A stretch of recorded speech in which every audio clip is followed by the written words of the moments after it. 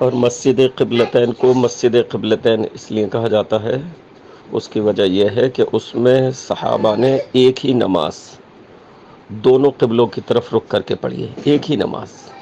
ورنہ تو ایسی بہت ساری مسجدیں ہوں گی کہ جس میں صحابہ نے پہلے قبلے کی طرف رخ کر کے بھی نماز پڑھی اور پھر کوئی نماز بعد والی نماز ہے دوسرے قبلے کی طرف رخ کر کے پڑھی، لیکن وہ واحد ایسی مسجد ہے جس میں ایک ہی نماز کو دونوں قبلوں کی طرف رخ کر کے صحابہ نے پڑھا۔ وہ کیسے؟ اس کی تاریخ یہ ہے کہ پہلے قبلہ معلوم ہے کہ بیت المقدس تھا جب اللہ کے نبی علیہ الصلوۃ والسلام مکہ میں تھے۔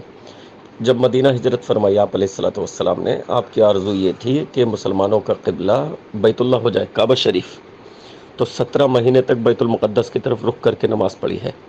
اس کے بعد جب اللہ نے حکم نازل فرمایا کہ اب کعبہ کی طرف رخ کر لو، اب وہ ہے آپ کا قبلہ،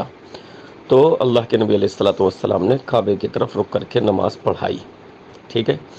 آپ علیہ الصلوۃ والسلام کے ساتھ نماز پڑھ کے ایک شخص عصر کی نماز پڑھ کے نکلا، یہ پہلی نماز تھی، کعبے کی طرف رخ کر کے پڑھی، نکلے ایک صاحب، تو وہ ان کا گزر اس مسجد کے پاس سے ہوا، مسجد قبلتین جسے اب کہا جاتا ہے۔ تو وہاں پر دیکھا انہوں نے کہ لوگ جو ہیں یعنی صحابہ وہ بیت المقدس کی طرف رخ کر کے نماز پڑھ رہے ہیں، کیونکہ پہلے وہی قبلہ تھا۔ تو انہوں نے نماز ہی کی حالت میں ان لوگوں سے یہ کہا کہ میں گواہی دیتا ہوں کہ میں نے اللہ کے نبی علیہ الصلوۃ والسلام کے ساتھ ابھی جو نماز پڑھی ہے، پڑھ کر آ رہا ہوں،